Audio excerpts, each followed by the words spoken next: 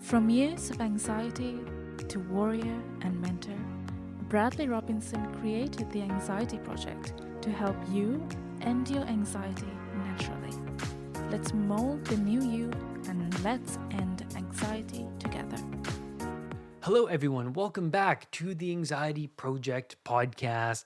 Today, on episode 272, we are diving into the shadow. What Carl Jung would coin to be the shadow is the part of the psyche you don't want to admit to, the person you do not wish to be. Now, a great example of this is actually in my own inner work, because you can't be whole. That Carl Jung also talked about wholeness as being this self-actualized individual who's reached kind of more of an enlightened viewpoint of not just themselves but of humanity and the world as a whole. He would say that you can't manifest that without developing the aspect of your psyche that you don't wish to contend with, that you kind of want to put in a corner and not admit to. And so a great example would be of me, who was overly agreeable, and I let people walk all over me. And as a consequence of that, I generated a bitterness, a resentfulness, not just to those people around me, but to myself. And I would denigrate myself and just pick myself apart to death over like that situation that I was in, that, I let people kind of walk over, and I wish I would have said something, but I didn't say it. And so the shadow is that part of me that I'm ashamed of. So it's that overly agreeable, shy, timid personality within me, because I'm actually high in agreeableness. And so acknowledging that is, uneasy. No one wants to do that. So that's why a lot of people just want to put it into a corner. But what happens when you look at that is that, well, how can I lessen this and manifest its opposite? Because I'm only seeing things from a one-sided view, and I'm projecting that one-sidedness of myself onto the world and onto me. But if I integrate this other side of myself, I become more of a whole individual, where I know that I have the capacity to be overly agreeable, but I know now that I have to stand up for myself and draw a line, draw a border around me, so that I don't let people walk over me, because I fear more now that I don't want to lose a part of my soul and my self-respect because of that. As a consequence, I would rather stand up and face the consequence of that confrontation, which I don't want to have, by the way, but I'd rather confront that individual or that situation rather than lose a part of my soul and manifest that shame and guilt. And so that's the acknowledgement of one's shadow. You have to confront the things that you don't want to confront in order to be more complete and to develop an inner sense of completeness, but also to generate some sort of bravery and courage, and to generate more of a self respect, or a more broader image of yourself. And so the shadow is also your capacity for malevolence.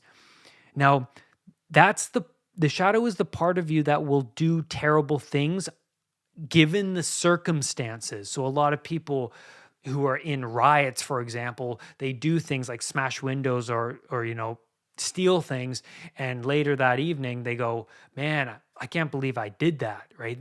They just like, wow, given the circumstances, I just got caught up in this wave of this collective shadow, this aggression that was manifesting itself in the public sphere. And I just witnessed a part of me that did something that I just never knew I could do, right? And there's that moral dilemma happening there, right? It's like, man, and you see that in Pinocchio too, which is so cool, because on Pleasure Island, when all the little children were smashing things and they were living in this amusement park, hedonistic filled sphere of delight, they were smashing things that were sacred. And the more that they were trotting down this path of destruction, the more they turned into donkeys, which inevitably, that's what eventually happens, is they become donkeys, and the coachman eventually enslaves them, because they've just fallen so far down to the depths of of their unconscious hedonic pursuits. And the less whole you are, the more you'll be a slave to the culture, because culture will just take advantage of you. If you're naive, if you're a wide-eyed, person who's unintegrated, then you're a ripe fruit for the plucking. So where do we put the devil, right? Because we can get a sense of meaning when we get corralled in the shadow elements of society, right? Because society says, well, you should deem this as something as, well, this is relevant, right? They'll put something like, social justice or diversity, or they'll put things at the pinnacle of what we should value. But what the problem with that is I've noticed that they're presenting a one-sided view, that they're not giving you the whole story. They're giving you one element, because everything has two sides, right? There's always a positive element and a negative element. So people are unwilling to look at the negative element, but always take the word of culture that what they're presenting is positive, and that's what needs to be pursued. But once you start to look behind the curtain of culture and what they're presenting to us, you'll realize that the devil is certainly in the details. And so we always have to look behind the scenes of what's being presented to us. And that's also the element of the shadow, right? You have to look behind the scenes to see what's lurking back there. The devil is certainly in the details, and we all have our capacity for darkness. I mean, that's what Solzhenitsyn talked about in the Gulag Archipelago, is that the snake of good and evil runs down the heart of every human being on this planet. We all, under the right circumstances, man, we could do terrible things. So don't be thinking that you're this almighty saint of a person. When tragedy hits you, we all slip into resentfulness and bitterness all the time. We always shake our fist. And what makes someone an enlightened person is the person that says, well, is there something, did I contribute to this in some way? And what can I do about this personally? What can I do in my life so that I don't walk down this dark path that can lead me into the spirit of Cain, from Cain and Abel, killing his brother because he's so resentful and bitterness, and that he spent a long time brooding and thinking about the dark aspects of humanity. It's not a good place to be. And so power complexes can make something or somebody fall into an authoritarian worldview. So if the state is the highest ideal, then won't you service to that state so that the ultimate meaning can manifest? I mean, certainly a lot of people think that way. You look at the global warming, climate change activists, and the vegans, and the woke movement, things like that, where they put these ideals as the highest value and that you should be fighting with all your might to support these kind of views. But what Carl Jung noticed is that once you subtract religious elements from culture, you subtract God from culture, then what we're left with is hollow pursuits that bring no meaning, but inevitably manifest the dark parts of our psyche: aggression, anger, bitterness, resentfulness. And that's currently manifesting today in our culture, and it's just being more prominent now. And so that's interesting to think about. But for Jung, and his view of taking God out of the climate, is that, well, he noticed for himself back in the day that there were less church attendees. And this meant that we've lost the old way, but not yet found the new. And we are sitting in a spiritual vacuum. And that blew me away when I read that. I think that's so true, especially today. And it hasn't changed. It's actually getting worse. And that's the thing. So self-reflection is the missing first step, but also the relationship with the unconscious. And this ultimately requires our worldly sacrifice. Honoring the voice of the inner life requires sacrifice. So honoring, you know, the sacred, and what's in alignment with the sacred, what's in alignment with God. Well, we have to sacrifice things that we're attached to.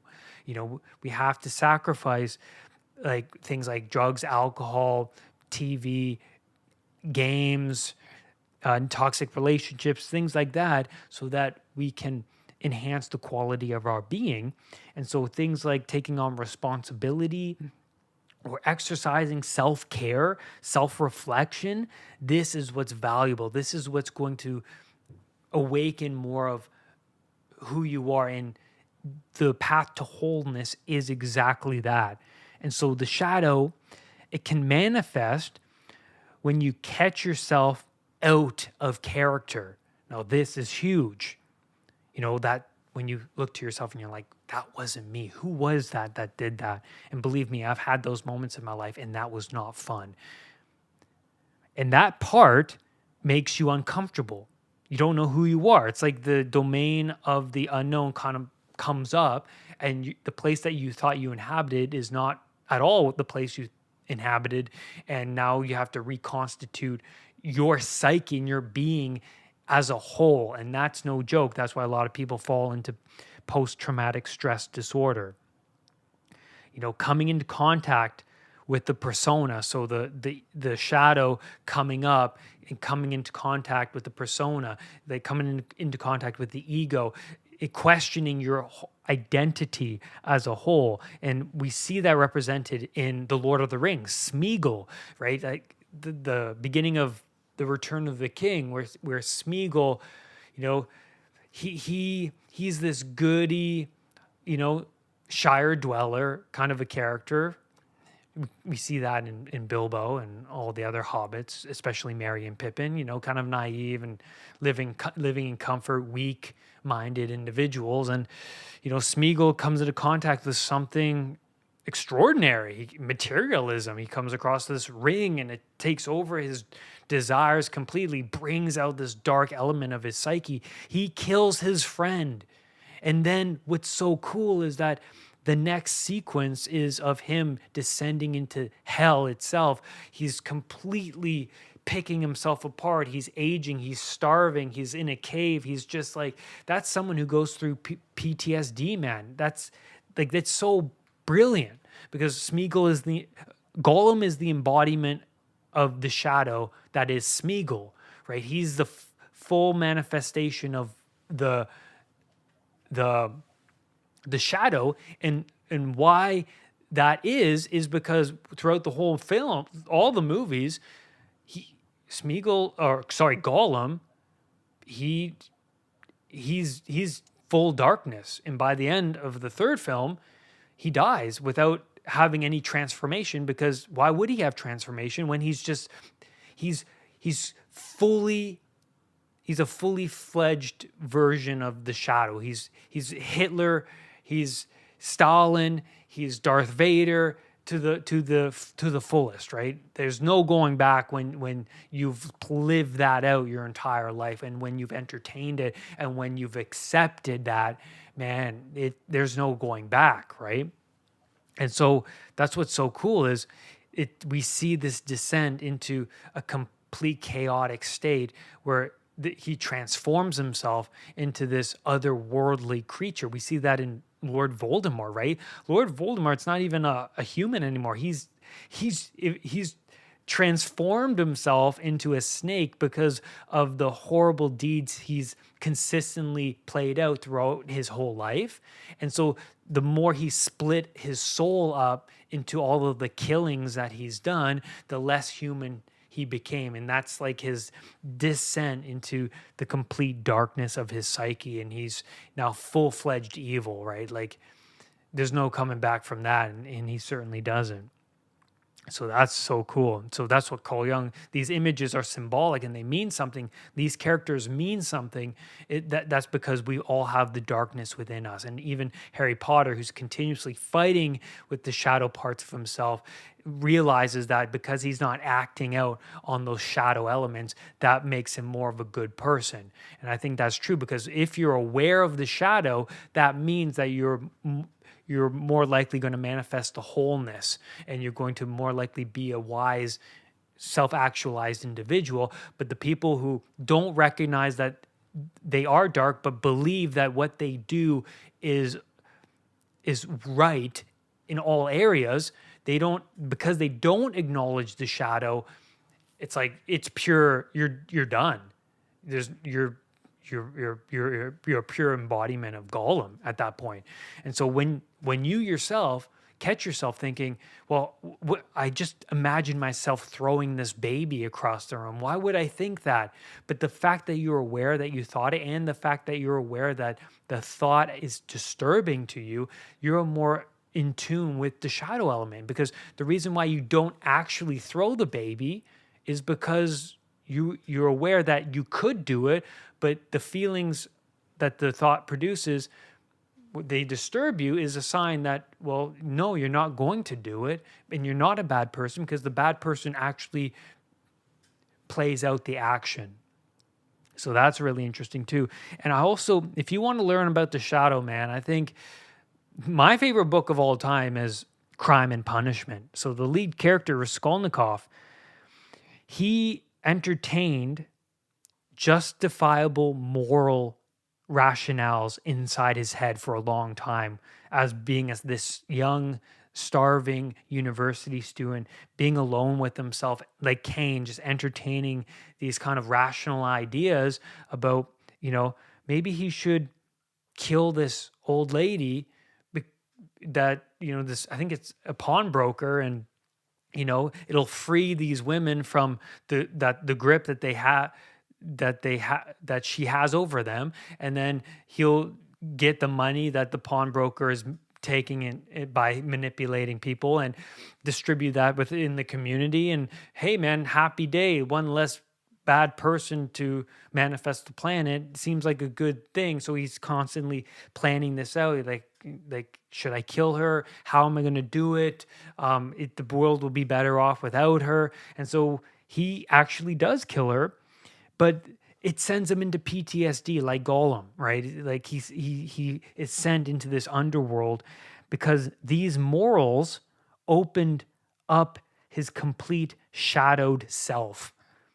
That's what's so cool about the story. What he thought was right was indeed wrong. He has no conceptualization of the spirit of the higher good. That's the problem. He was running on the dark rationales of his psyche. He didn't realize they were dark, because that's knowing that you have a shadow. He's saying, well, these things are right. So he played it out in the world, and it turned out that no, they're not right. And it was this confrontation into the part that he never knew existed within himself, and it completely reshaped his whole existence. He was not the same person after that. And so he was running on the dark rationales of his psyche. And so these were already shadow elements, because they were of self gratification. They're of personal gain. They're personal ideas, and they can also come from culture too. By the way, society can ingrain ideas within people, and people can play out the shadow elements of society. But since Raskolnikov had no morals in the first place, he had no foundation, he had no religious foundation within him to begin with, he was highly susceptible to self-grandizing thoughts and ideas, right? And the ideas possessed him. And that's what Carl Jung also said is, people don't have ideas, ideas have people. So think about that for the rest of your life, because that's powerful. But one has to be aware of their shadow for any real change to occur. It holds treasure. Perhaps acknowledging that we have the capacity for aggression we can use that controlled energy to cultivate inner strength so that you can stand up for yourself in the future. Now, our persona is what we most want to be seen to be, like in the world, like the mask we wear in public. And the shadow is what we least want to be. And then when the shadow emerges, it questions the persona, it questions who you think you are, your identity. And that rejected part of ourselves, so the shadow, is often encountered through shadow projection. Now, that's what I was saying earlier, where, when I would come into contact with someone who's overly agreeable and very sensitive and shy, and I get frustrated with them because that's the person I used to be, and that's the person I don't want to acknowledge, but I know that's within me, and I don't want this person to manifest that because I know how damaging it can be because I was once that person. So I think, well, man, I just kind of want to shake them and be like, like, come on, get yourself together here. You're not manifesting your potential. And so that's frustrating. But also you see people dating people that continue to betray them. And that's also another clue to their shadow, right? They're holding on to toxic relationships, or they're feeling resentment when someone is doing better than they are. And that's Cain, right? Because instead of Cain admitting to himself that, yeah, what my programming in this world is kind of insufficient and I need to re-update myself, and maybe I can learn something from Abel because he seems to be doing something right. But, instead of those thoughts even manifesting themselves even a little bit, he's just brooding. He's just shaking his fist. He's just entertaining darkness. And so that's where you can go. I mean, look at Hitler, for example. I think in World War I, when he was fighting, all of his friends died. And then he was the only one that survived. So that had some significance for him.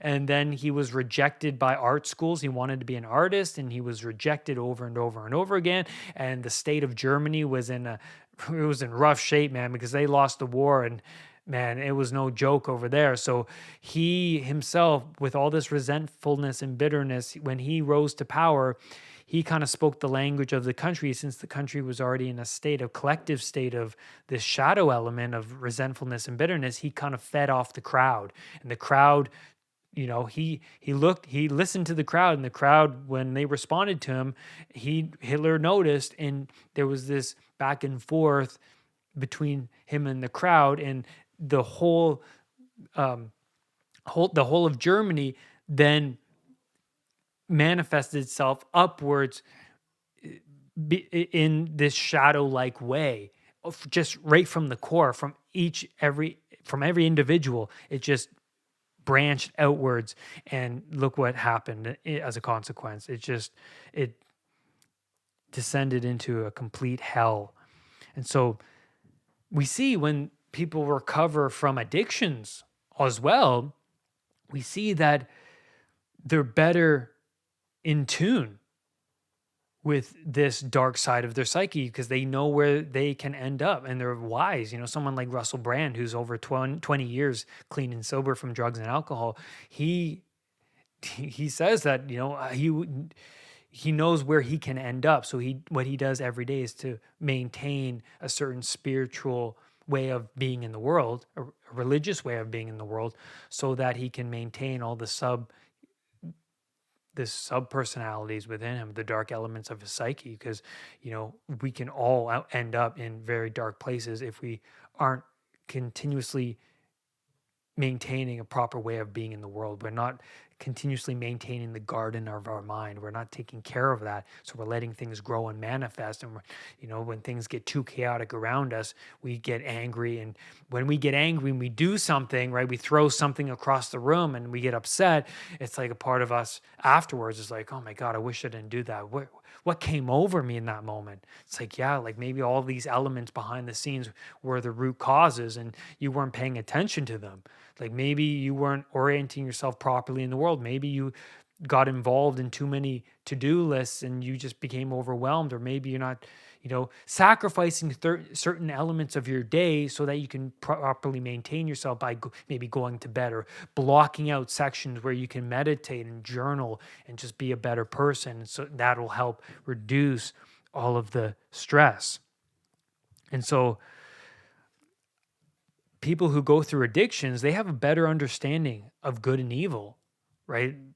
The parts that they weren't unable to control now are under control, and they're just, they even help other people who are having addiction issues try to control those things that were just uncontrollable for them. But Jung often stated that the shadow is our infantile self. And that's interesting, because I notice a lot of the time the voice in my head that would say, Brad, don't do that. It's difficult. Like cold showers or running or, gym, things like that. Don't do it, And I'm like, it sounds like this infantile voice lurking within me. But when I do it, I feel more complete. And I feel like I have more of a bearing over myself. But we can understand that infantile self, that as a part of us that is still damaged from our younger years. And that shame was a huge component in our experiences, so the shame of growing up. And maybe you've always thought that people were good in life because maybe from culture, maybe from your family, that everyone is inherently good, and maybe you were overly protected. And then later in your life, you came into contact with someone who was truly malevolent and was out to get you, and they manipulated you. And that's happened to me too. And so what happens is, your reference, your frame that you've been operating in the world is completely wrong. And now you have to reconstitute it. And that sent you into the Gollum like state of PTSD. It's like, what happened there? Now I have to better formulate an understanding of good and evil, that evil does exist. And maybe I have to be more awake enough in my psyche. So that's also cultivating much of the shadow. I have to be more awake in my psyche in order to not let that ever happen to me again. And so, man, you have to do some serious self-reflection. And again, people just don't want to do that these days. People just want to sit in front of the TV or on their phones. It's just, man, no wonder the world is being generated into the state that it is in now. But also, as we conclude this episode, let's touch on Batman. So this is really cool. I thought about this and I was like, man, it makes sense. It makes sense. And Carl Jung says, if it makes sense, if these archetypes make sense, if the images make sense, then there's deeper truths to this, right? So Batman is the integrated shadow of Bruce Wayne. So Bruce Wayne is this persona. He's this billionaire philanthropist. I can't even say it, but you know what I mean. He's like a ladies' man. That's funny. He's a ladies' man, and that's just kind of like the image he presents to the world. And like also like Clark Kent, that nerdy kind of newspaper journalist kind of a guy he is. But then like behind the scenes, it's that Batman is like the part of him that that terrified him when he was younger, the confrontation of bats, right? The darkness. And so his capacity for aggression is integrated into the Batman. He's using that for the good of humanity to fight crime. And that's what's so damn cool. His controlled aggression is Batman. And then the reason why Batman is so enthralled and fixated and deeply impacted by Joker is because that the Joker is the complete shadow figure that Bruce Wayne himself understands within himself. And the Joker loves to toy with Batman because, Joker, especially in The Dark Knight, says like, we're more alike than you think. Because the Joker sees the darkness within Bruce Wayne, right? He sees that. He sees the darkness within Batman. And then Batman, like that's how Joker gets under his skin. But but to show that Bruce Wayne, like Batman is the archetype of the hero, is the fact that Bruce Wayne, Batman, doesn't act out the shadow elements, but he controls it. And when we watch Batman, we love that because he's always on the edge. He's always teetering on insanity. And it's so damn cool. That's why we love those movies so much. That's why we love the Lord of the Rings, Harry Potter, the Star Wars. They touch upon these elements. The dark side is there in all of us. And the fact that, well, you're aware of it and that you know that you must integrate it accordingly so that it doesn't get out of hand is what generates a more wholeness within you and generates a more enlightened person as a consequence. And that's where I'm going to leave you today on this podcast episode. Thank you, everyone. Hope you enjoyed it. Let me know what you think. Leave your comments below. If you haven't already, please rate this podcast on Spotify. It'll mean the world to me. Thank you very much. Rise above anxiety. I'll see you next time. Brad's powerful anxiety recovery program is now available at unpluganxiety.com. The Anxiety Project program is downloadable and puts the power of anxiety recovery in your own hands. Visit unpluganxiety.com for more details. Recovery starts now.